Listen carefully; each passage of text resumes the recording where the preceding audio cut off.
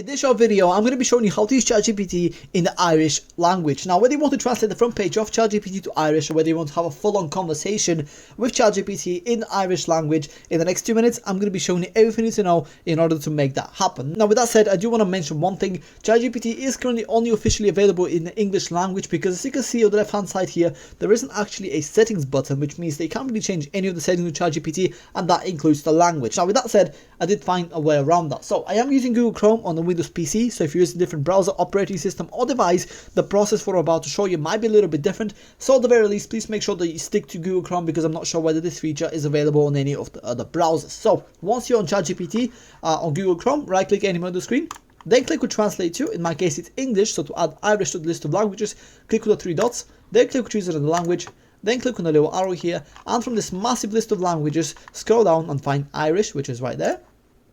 Then click with Translate, and as easily and as quickly as that, ChatGPT is now translated into the Irish language. Now, when it comes to actually having a conversation with ChatGPT in Irish, you don't need to change anything. All you have to do is simply talk with ChatGPT in Irish, and it will automatically take the language and revert back to you in that same language. So just to test this out, I've gone ahead and copied the phrase from Google Translate.